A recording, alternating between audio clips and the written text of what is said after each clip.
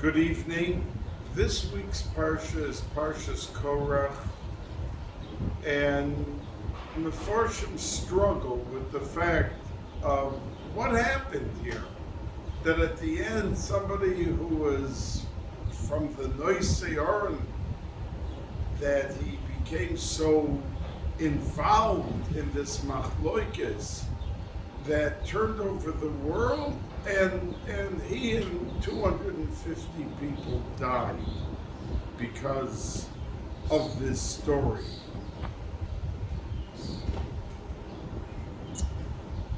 The Arizal says that Tzadik Katamar Yifrach, that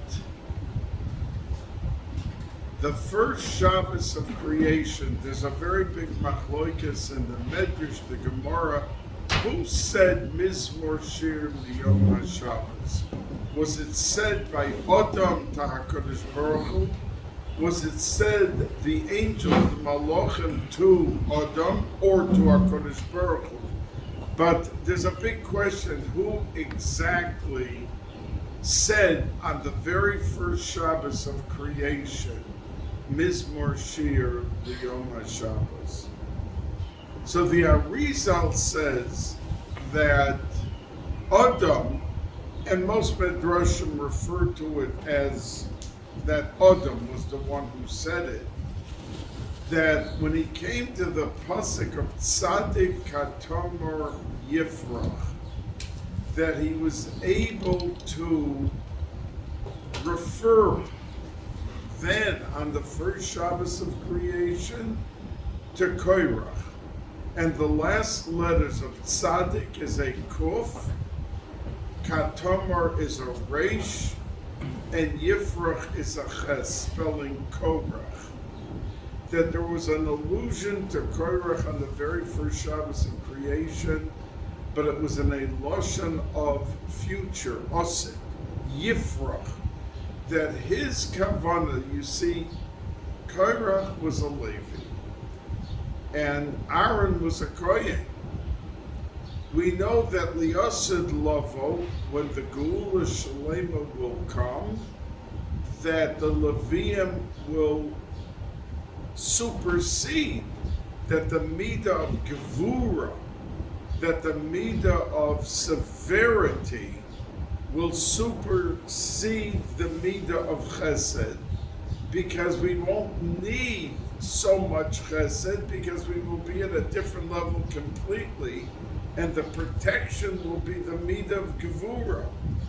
So Levium are compared to an Ari Bechina of Levium of Gevura, and Kohanim are Chesed. Now before the Geula Shlema, the Gevura has to be Machnia. It has to subjugate, and it has to become subservient to the Chesed. We need a lot more Chesed than Gevura before the Geula. So Levium have to serve the Kohanim, and that's why they wash the feet, and that's why they sing in the Bais Yaakov. All of these things are done because of the koyach of Chesed versus Gevura. But Liyasid Lavo, Gevura, Levium will rise above the inyan of Kahuna and the inyan of Chesed. And how it will work out, we'll have to wait and see in the actual technicalities of running the Beis Hamikdash, the Bayis Shlishi, Be'ezras Hashem. This Korach understood, and he wanted to push the time. So the Medrash says he was right in what he wanted to accomplish. But Ochla Poga, he ate it when it was not ripe. It was not the time for this to happen, and he paid with his life, unfortunately. So, and Adam Arishon on the first Shabbos of the world attested to this. and said tzaddik adomar yifrach, that the tzaddik Korach yifrach in a lashon of osed, that in a future tense it will sprout forth yifrach, but not in his time, because it was not, the world was not ready for it, and it was not the time to do so. This was the basis for his kavanah of pushing this machloikis. Now,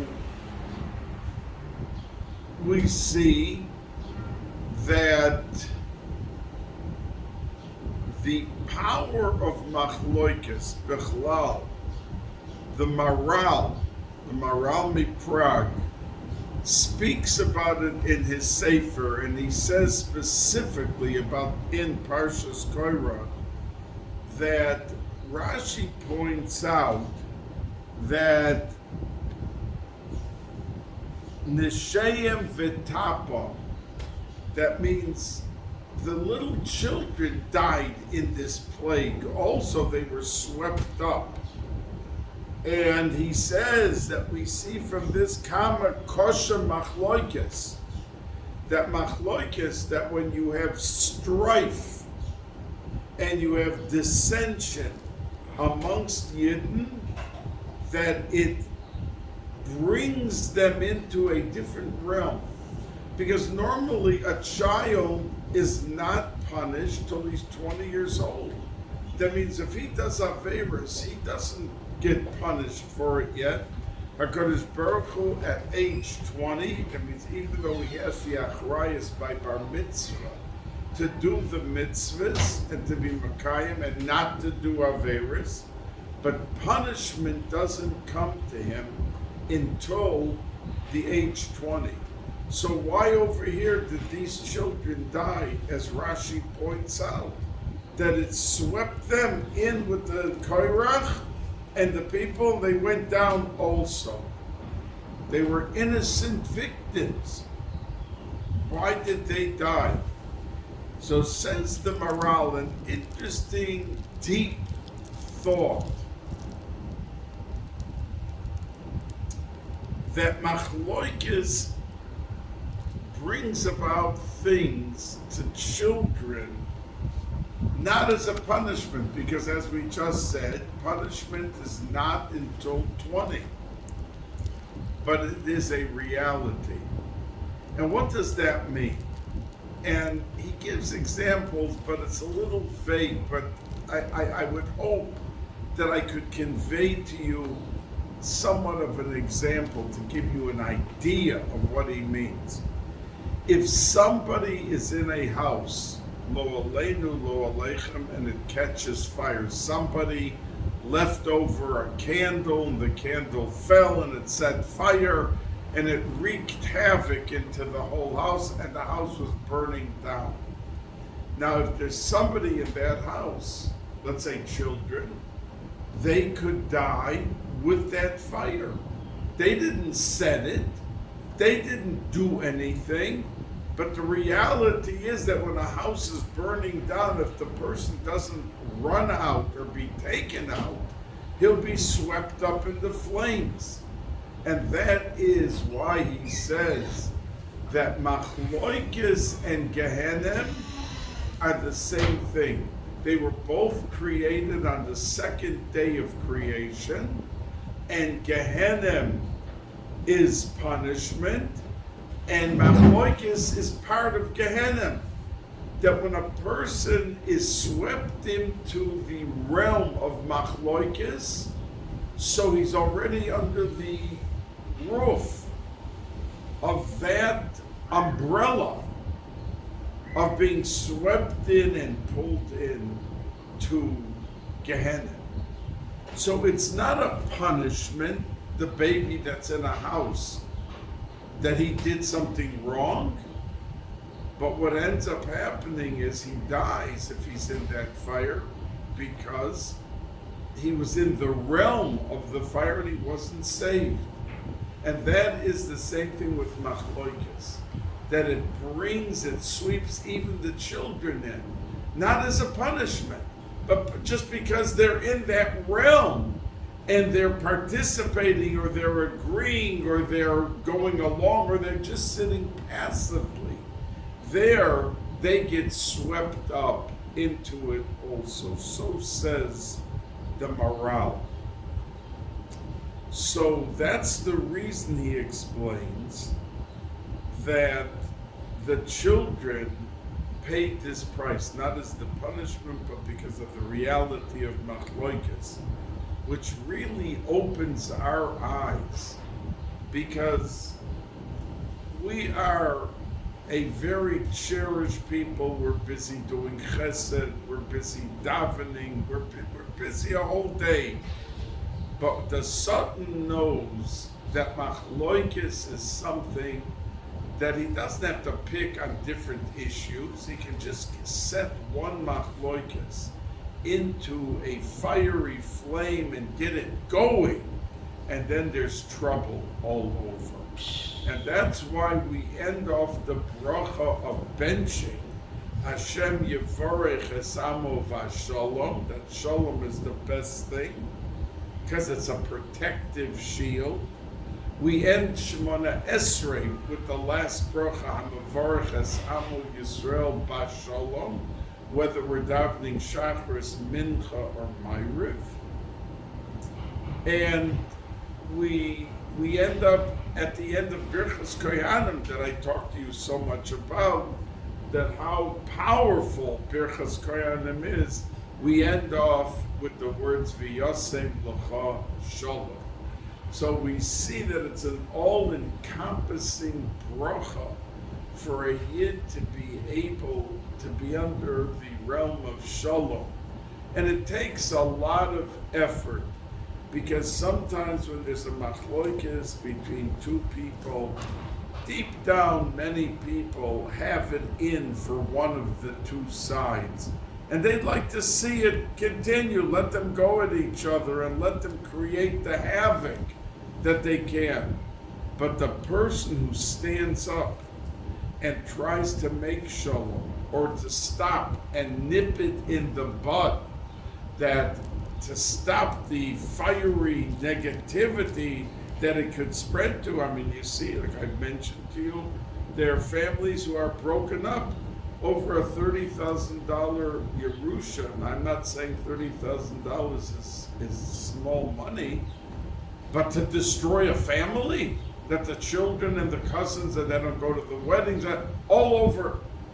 So when we can step in, this is something that HaKadosh Baruch Hu, because we see the destructive force of it, we can put a stop to it. This is especially loved by HaKadosh Baruch Hu, that we promote shalom, and we try, when people read about, I don't want to get involved, I don't want to, that's Yetzer Hara. Your efforts to get in a good deal that you'll make $200,000, that you do want to get involved with, because you're thirsty for the money. But what about getting involved and spending the time and effort to take a machloikes and chop it down at its source through speaking to one person, or trying to get the two sides not to carry it out so long, is a very important inyan. Now, the Moshe Rabbeinu asked, "Ve'im beria yivra Hashem," that when he asked Hashem, he said, "HaKadosh Baruch Hu, I'd like you to create a misa mishuna for them, a different misa." Why? What's wrong if they just would have dropped dead? I mean, why did it have to be such an unusual happening that the earth opened up and everyone fell in?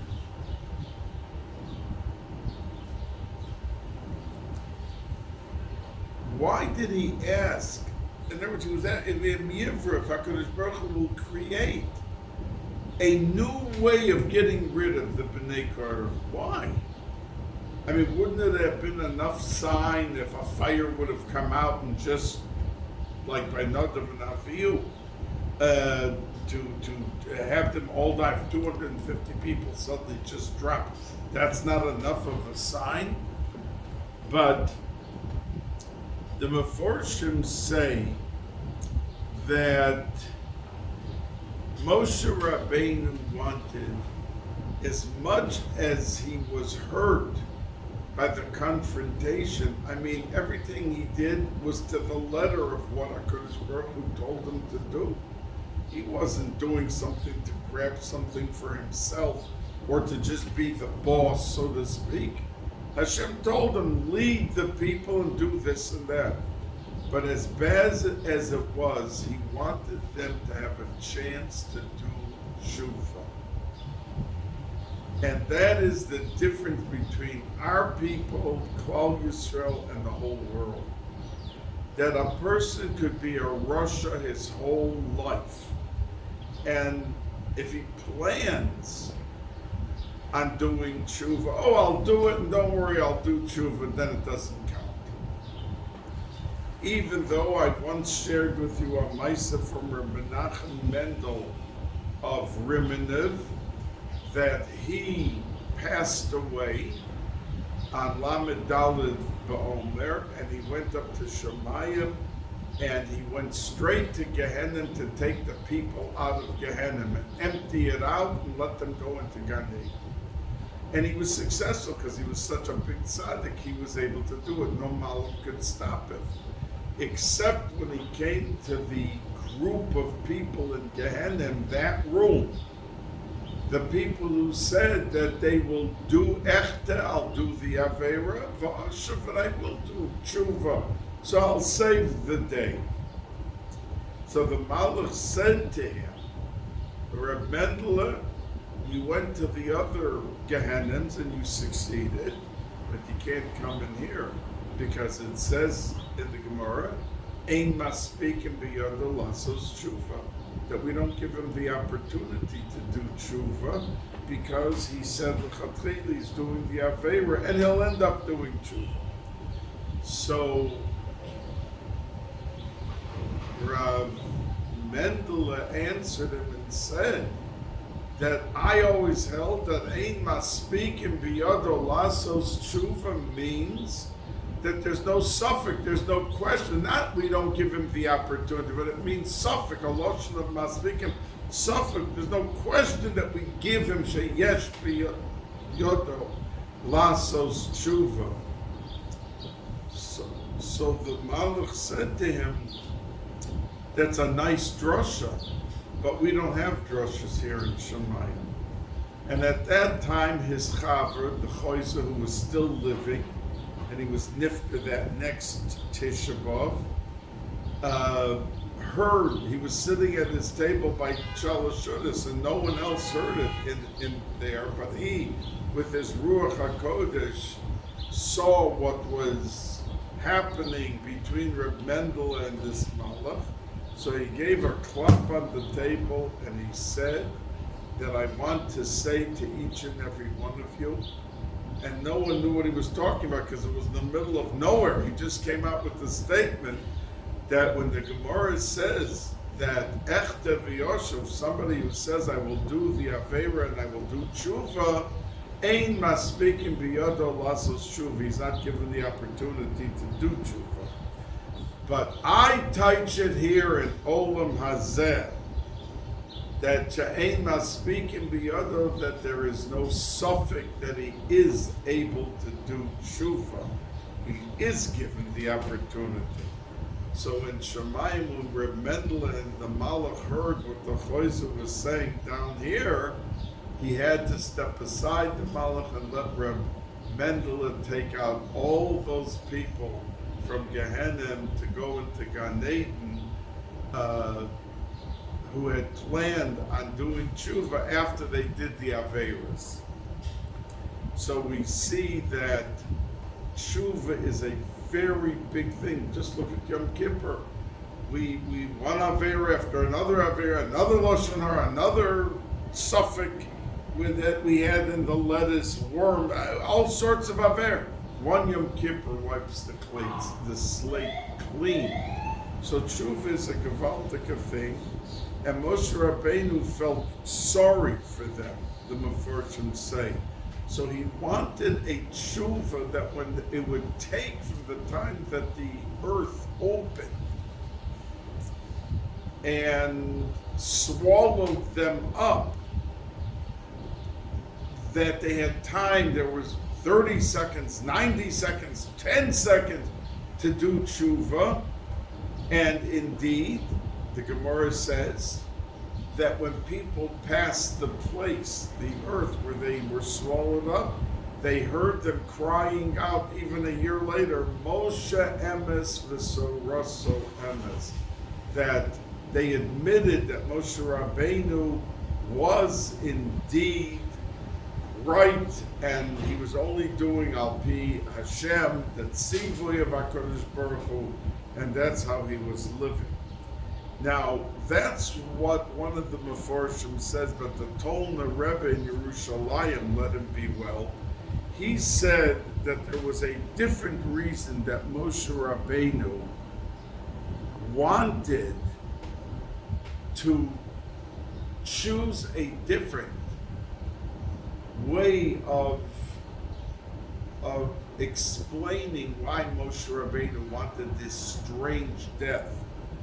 First, Rabbi Yisachar Dov of Belz, who was the third Belzer Rebbe. You had Rabbi Shalom of Belz, you had Rabbi Yehoshua, then you had Rabbi Yisachar Dov, and then you had Harav Reb Aaron Zecher Tzadik V'Kadosh Levracha, who every sliver of his being was Kodesh Kadoshim Mamish. From the Olam HaKeser, he was Kodesh Kadoshim. And the Belzer Rebbe of today is named after that Rabbi Yisachar Dov, because Reb Aaron was his uncle. He was the uncle. Reb Aaron didn't have children. So that's why his nephew became the Rebbe. So Rabbi Yisachar Dov said that the reason Moshe Rabbeinu wanted a different type of a punishment, that means the death penalty should be different, not just dying, because the cynics of the generation and the masters of sarcasm would have said if they all just dropped dead, well, it just happened that they all died, but it was a natural death. So it wasn't something that shows that Moshe Rabbeinu was really right. You know, they just happened to have all had 250 people a heart attack at the same second. So therefore he wanted a different Misa that no one could claim ever that this was a natural death, and it didn't prove anything, because no one could say that the earth suddenly opened up and was swallowed up to where it was and came about the way it was by nature. It was something that never happened before, and as the Medrash says, will never happen again, that the earth will open up. But the Tolna Rebbe said a very profound idea in this concept. And he said that what was the taina of Korach? He said, Ki chol ha'eda kulam kedoshim. Everybody's equal. You're not, what are you acting so special? Every Yid is special. Really, it was lahavdil like communism. He felt everyone should be equal and there should be no higher and lower and above and under and all of that. And HaKadosh Baruch Hu created a world that we do not have everyone the same. Now, we have, for instance, HaKadosh Baruch Hu is one and only in a category of his own. And the Bais Hamikdash was one and only. Eretz Yisrael is one and only. and the others are different. The lands are not with the same kedusha of Eretz Yisrael, and the Torah is one, and the Kohen Gadol is one, and he wanted to be also a Kohen Gadol Korach. The only thing is that the Kruvim were two. But it says in the Gemara that Ufneim Ish Elochim, if they were facing each other, then it was an embrace of unity and love. So they were like one, because it was one item that was exuding all of that love and hashros hashchina from those kruvim when they were doing the Ratzon of our Kodesh Baruch Hu. If Klal Yisrael was not doing the Ratzon of our Kodesh Baruch Hu, then they were not facing each other. They faced opposite areas to show that our Kodesh Baruch Hu was not with that achdus, with that unity with Klal Yisrael, because he was not happy with what they were doing.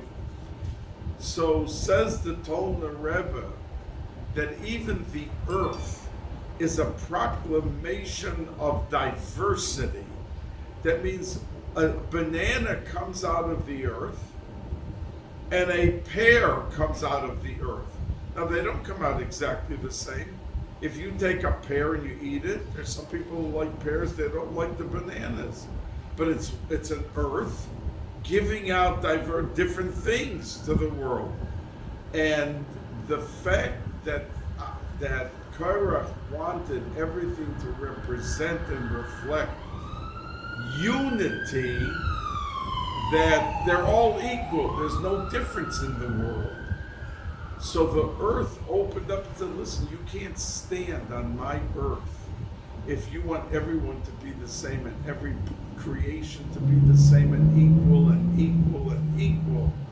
And that's why the earth opened up and swallowed them up. So says the Tolna Rebbe, which is a very dynamic idea and a very beautiful explanation of why it was specifically the earth that opened up, and that's how they actually died. Now, we know that this Shabbos, this past Shabbos, today, was Shabbos Mevorach. And it's the month of Tammuz, which the Arizal says is a month of Din. And it goes all the way up at 6 weeks, Tol Chamisha Asr Ba'ov. And then the Mishnah says, Lo Hayu Yisrael Yomim Tovim Kachamisha Asr Ba'ov, V'chiyom HaKippurim, the most outstanding, auspicious days of the calendar by Klal Yisrael is Yom Kippur, and Chamisha Asr Ba'ov, and Be'ezus Hashem, we will talk more as it gets closer to Chamisha Asr Ba'ov, what it is, its power, its dynamics, and the Gemara itself asks in Tainus and goes off for over a block explaining. The Gemara says, Bishloma, that the Mishnah says that Yom Kippurim is unbelievable because of the Slicha, the Mechil, the Kapar, we understand. But what's this Chamisha Asr Ba'ov? And we will discuss it at a later date.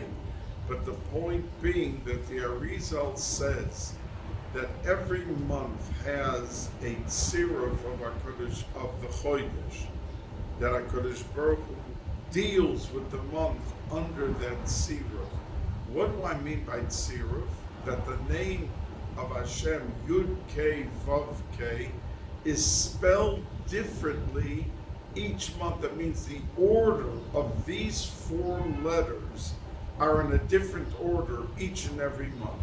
And the more that it is in order, Yud Kei Vav Kei, is the more chesed.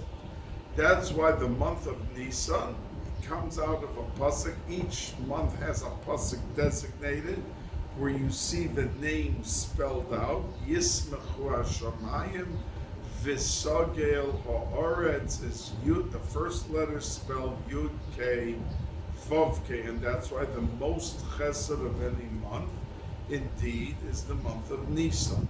And that's why so many Nisan Lamalim and Ateva happen in that month.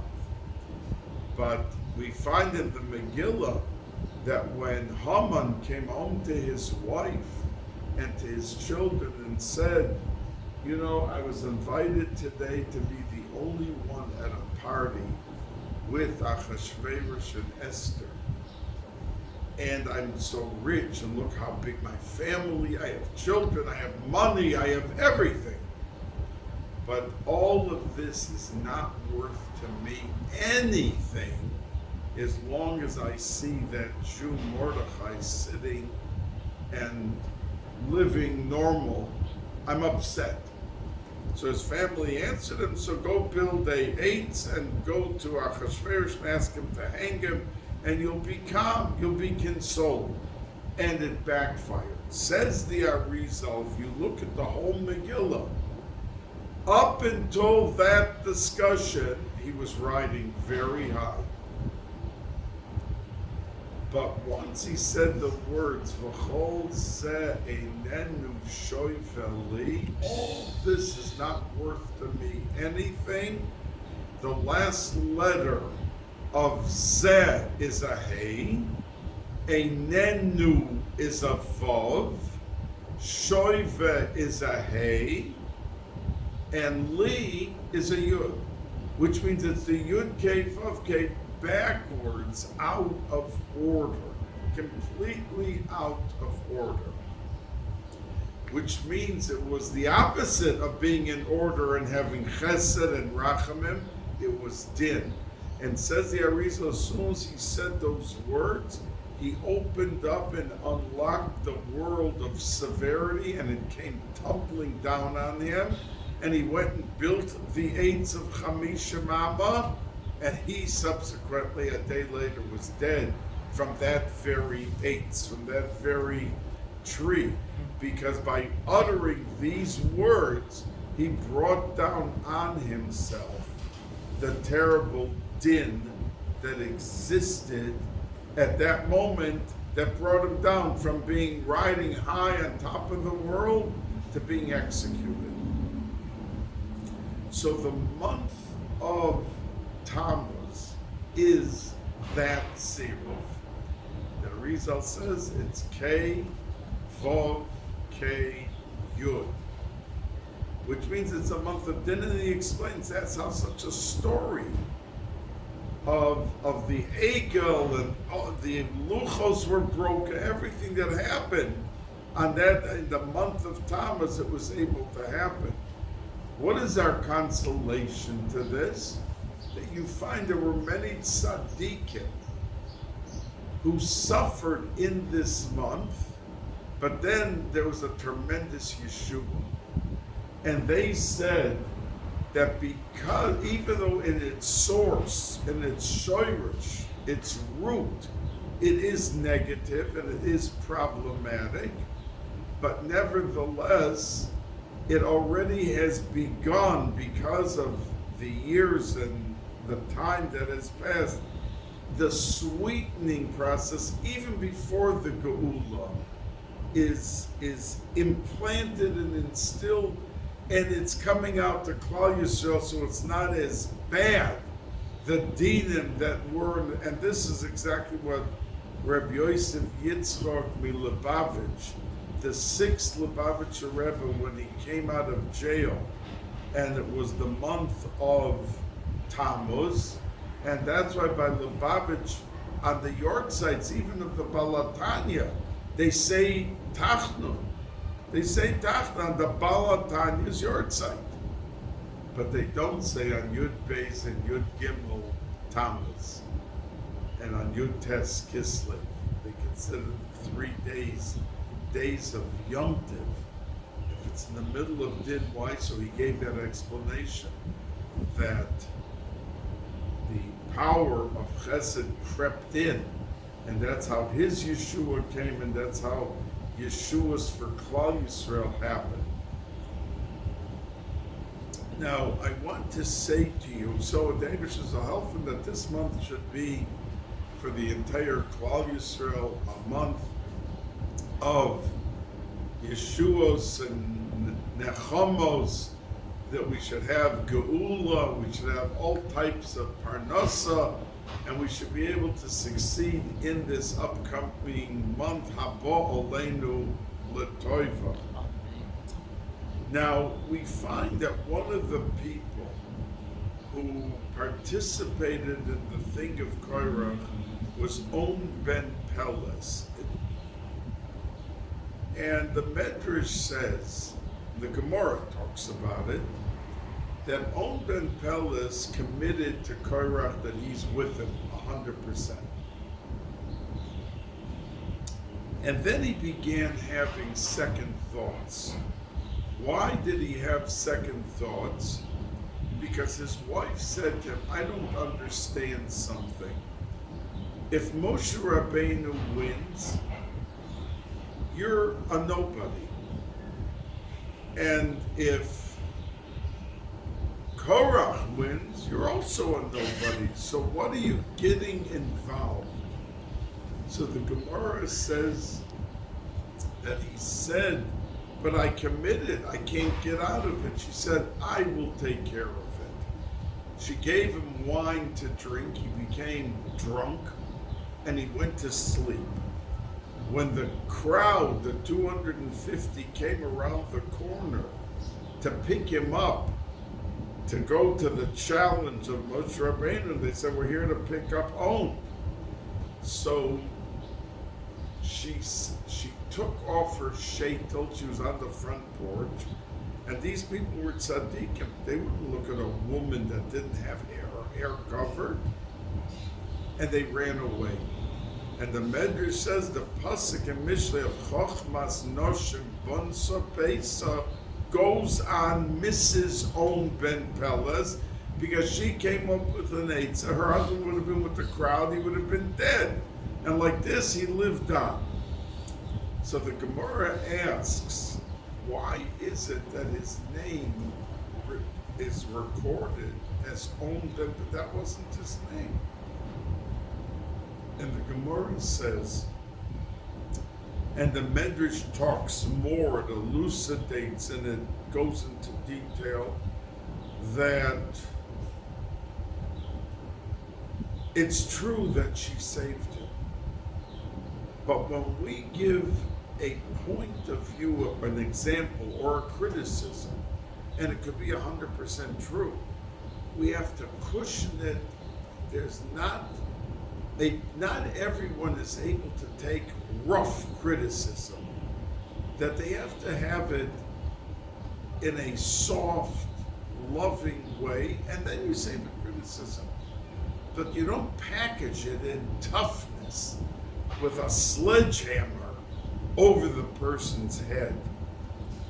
And when she was telling him that you will remain a nobody no matter who wins, she was so graphic and she was so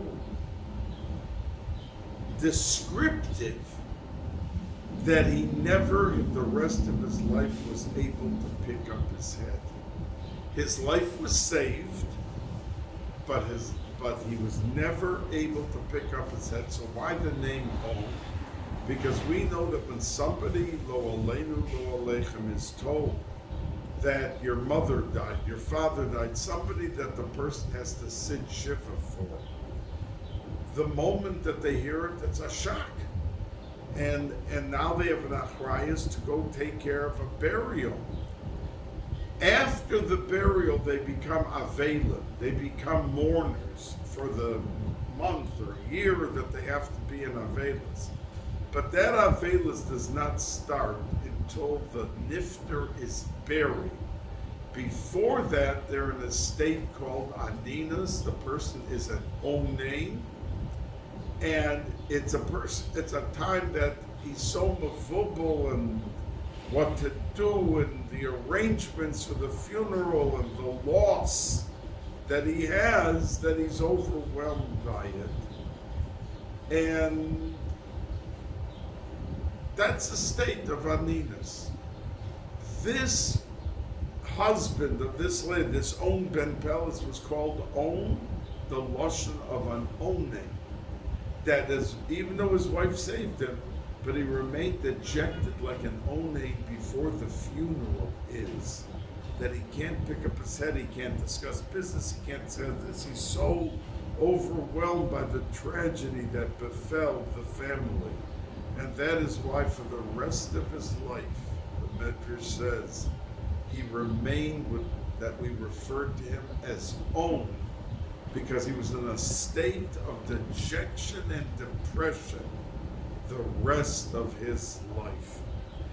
We can learn from it that our words can make or break another person, and we have to be very careful how we speak, what words we choose to say, even if we're 100% right.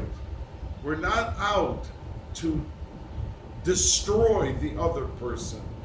We want to offer a comment, and we have to be very careful, as the Arizal says, and the Baal Shem Tov talks about it, that if you have it in for that person and you're giving legitimate criticism, you still are not allowed to say it, because if it's not 100% pure, then it comes back to haunt you. And that's why it says, Hocheach, Tochiach, that Hocheach, you have to give the rebuke, but Tochiach would come back to you, Tochiach. If it's not pure rebuke, without motives and without reasons, that you're happy you found common ground to finally socket to the other person, and you're able to lift up. So that's what we take away from this week's Parsha, Parshas Korach, of how we have to behave. And even if we do something that's l'shem shamayim, like Korach did, tzaddik katamor yifrach, that we have to set the balance of good of what we're doing, the negative of what we're doing, and each and every action is something that we have to carry with us in our check and balance each and every day of our weeks, months, and years. Thank you for joining us. Have a good week. Bracha v'atzlacha.